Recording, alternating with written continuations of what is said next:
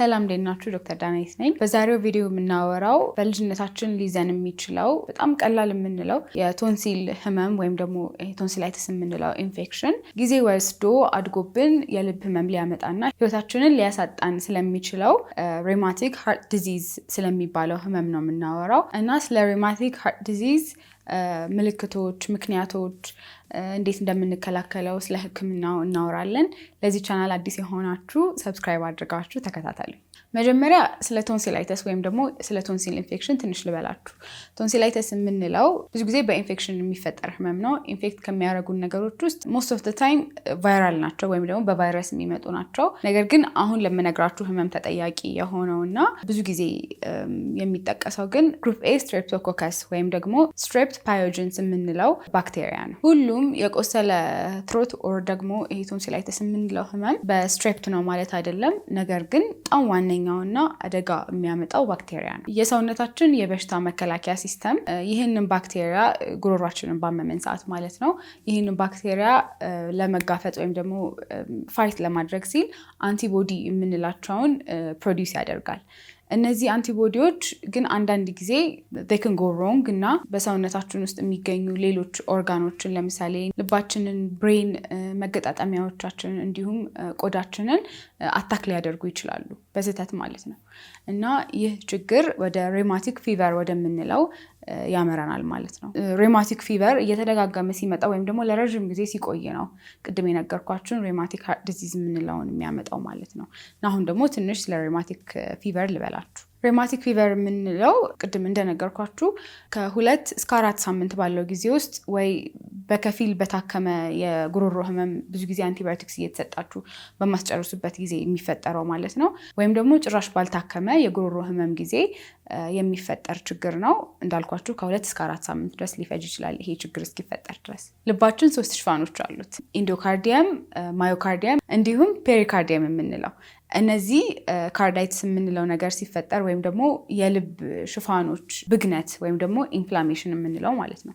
እነዚህ ሽፋኖች እያንዳንዳቸው ኢንቮልቭድ ሲሆኑ ወይም ደግሞ በአንቲቦዲው ሲጠቁ ካርዳይትስ የምንለው ችግር ይፈጠራል ማለት ነው። ሌላኛው ደግሞ ቫልቭ የምንለው በልባችን ላይ የሚገኙ ደም ሲመላለስ በልባችን ውስጥ እየተከፈቱ እየተዘጉ ስራቸውን የሚሰሩ ቫልቮች አሉ፣ እነሱም ይጎዳሉ።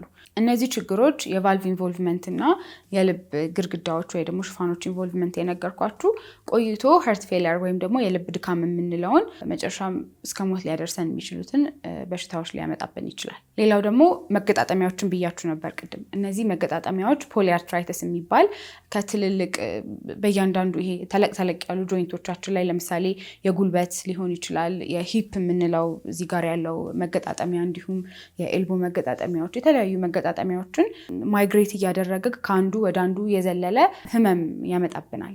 እሱ ፖሊአርትራይተስ ይባላል። ሌላኛው ደግሞ ብሬናችን ወይም ደግሞ አንጎላችንን ሲያጠቃ ነው። በዚህ ጊዜ ሴደንሃም ኮሪያ የምንለውን ሰውነታችን ትክክል ያልሆነ እንቅስቃሴዎች እንደዚህ ይሄ ጀርኪንግ ሙቭመንቶች፣ ድንገት እጅ እንደዚህ ማንቀሳቀስ፣ ፊት እንደዚህ ማንቀሳቀስ እና ሌሎቹ ሲታይ የሚያስቅ የሚመስሉ እንቅስቃሴዎችን ከራሳችን ከፈቃዳችን ውጪ ሰውነታችን ይንቀሳቀስብናል።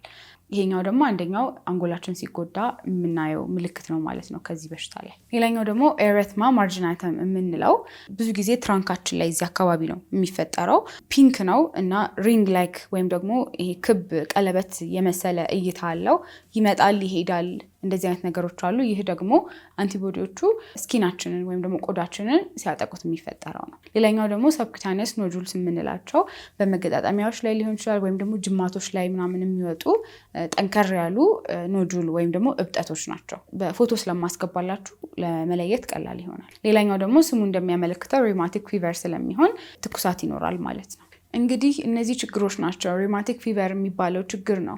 በጣም ለረጅም ጊዜ በቆየ ቁጥርና ተደጋጋሚ አታኮች ካሉ ወደ ሬማቲክ ሃርት ዲዚዝ የሚባለው አድጎ ልባችንን አጥቅቶ ሃርት ፌለር አምጥቶ ወደ ሞት ሊያደርሰን የሚችልበት ሁኔታ ላይ የሚመጣው ማለት ነው። እንግዲህ ይህ ህመም RHD የምንለው ወይም ደግሞ ሪውማቲክ ሃርት ዲዚዝ የምንለው በዓለማችን ላይ ከ39 ሚሊዮን ህዝብ በላይ የሚያጠቃ ህመም ነው። እንዲሁም ደግሞ በየአመቱ ከ300 ሺህ ሰው በላይ በዚህ ህመም ምክንያት ይሞታል። በተለይም ደግሞ ዝቅተኛ ገቢ ያላቸውና መካከለኛ ገቢ ያላቸው ሀገሮች ኢትዮጵያን ጨምሮ አፍሪካ ላይ በብዛት የሚታይ ህመም ነው።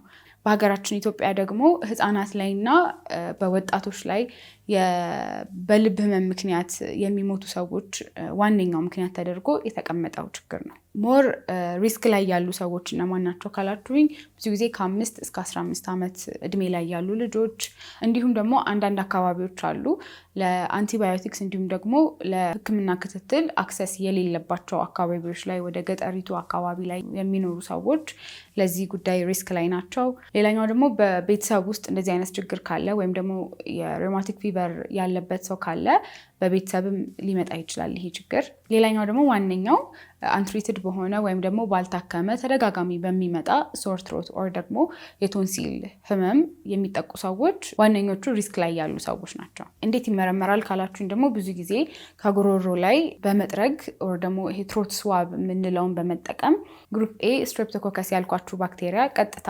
ከጉሮሯችን ላይ በመጥረግ መለየት ይቻላል። ሌላኛው ደግሞ ከላይ የነገርኳችሁ ምልክቶች፣ እነዚህ ብሬን ላይ የሚያሳየው ምልክት፣ ልብ ላይ ያሉት ምልክቶች እንዲሁም ደግሞ በየአጥንት ቆዳ ላይ ያሉት ምልክቶች ካሉ እነሱ ሳይንና ሲምፕተም ተብለው በዳያግኖስ ለማድረግ እንጠቀምባቸዋለን። ሌላኛው ደግሞ ልብ ላይ የሚያመጣውን ችግር ለማየት ዋነኛው የምንጠቀመው ኢኮካርዲዮግራም የምንለው የልብ አልትራሳውንድ ነው።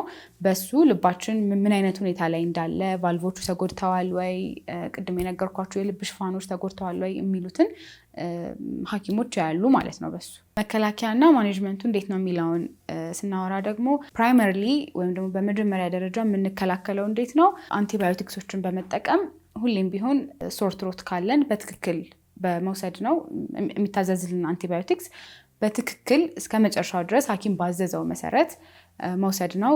ሌላው ደግሞ ኦልሬዲ እነዚህ የሪውማቲክ ፊቨር ያልኳችሁ አይነት ችግሮች ካሉ ወይም ደግሞ ከተፈጠሩ የልብ ህመምን ለመከላከል ምናልባትም ደግሞ ህይወታችንን ሙሉ ልንወስደው እንችላለን ወይም ደግሞ ለተወሰነ ዓመት ድረስ ቤዛንታይን ፔንሲሊን የምንለውን ኢንጀክሽን በየወሩ እየተወጋን መከላከል እንችላለን። ሌላው ደግሞ ከባሰ ደግሞ እንግዲህ ወደ ልብ ህመም ስለሆነ የሚሄደው ሄርት ፌለሩን እንደየምልክታቸው ማከም ነው የሚሆነው። ቫልቭ እስከ መቀየርም ድረስ የሚያደርስ ሰርጀሪ ላይ ሊደርስ ይችላል ህክምናው።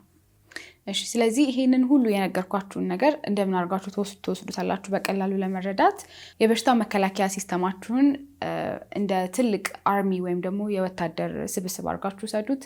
ከዛ በጉሮሯችን ላይ ያሉ ባክቴሪያዎችን ፋይት የሚያደርጉ ወይም ደግሞ የሚከላከሉ ወታደሮች ማለት ነው። እነዚህ ወታደሮች ኮንፊውዝድ ሆነው ሌላ ጉሮሯችን ላይ ካለው ኢንፌክሽን ይልቅ ወደ ሌላ ቦታ ሄደው ቢያፈነዱ ብላችሁ አስቡትና ወደ ልባችን እንዲሁም ደግሞ ወደ ተለያዩ ቦታዎች ሄደው ዳሜጅ ሲያደርጉ ብላችሁ አስቡት። ይህም ደግሞ ልብ ጋር ሄዶ ፐርማነንት የሆነ ወይም ደግሞ እስከ መጨረሻው ድረስ የሚቆይ ዳሜጅ ሲያመጣ ብላችሁ አስቡት። እሺ፣ እንደ ቴክ ሆም ሜሴጅ የምትወስዱልኝ ነገር ምንድነው?